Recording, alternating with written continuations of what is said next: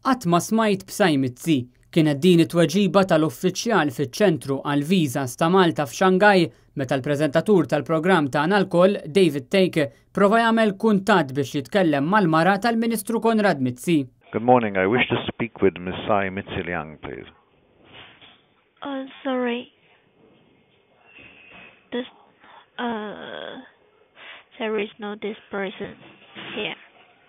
L-uffiċjal tinsisti li qatt ma semet b'Tsai Mizzi. We don't have the person whose name is Mr. Liang. No, Tsai Mizzi-Liang.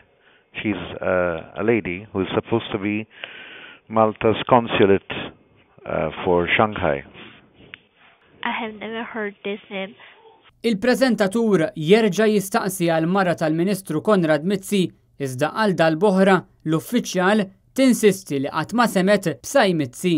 And this is supposed to be run by a lady called Tsai Mizzi-Liang. Of course, I have never heard this name, so I don't know who she is or who he is.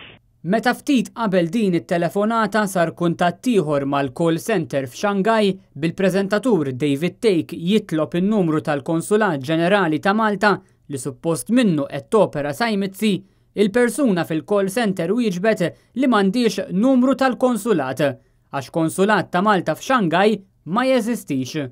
Hello and welcome to the Shanghai Call Center. Good morning. I'd like the telephone number of the Consulate General of the Republic of Malta in Shanghai, please. So I'm afraid Malta does not have a consulate in Shanghai.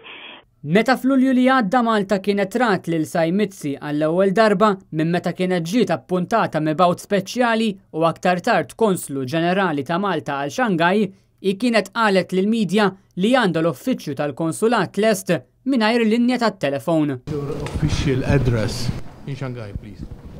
Yes, the official, you mean the consulate? Yes. Yeah, the And general. from where you're operating? Yes, the consul general is Hongqiaolu 777 in Shanghai. And the telephone from where we can contact you? The office is still being refurbished. The telephone is not connected yet. Iżda skont ir-rappreżentant fil-call center ta' Xangaj stess, konsulat ta' Malta ma jeżistix. So I'm afraid Malta does not have a consulate in Shanghai. It-taħwid dwar minn fejn qed taħdem il-mara tal-Ministru Konrad Mizzi b'paga ta' 13,000 euro fix-xahar ilu jispikka.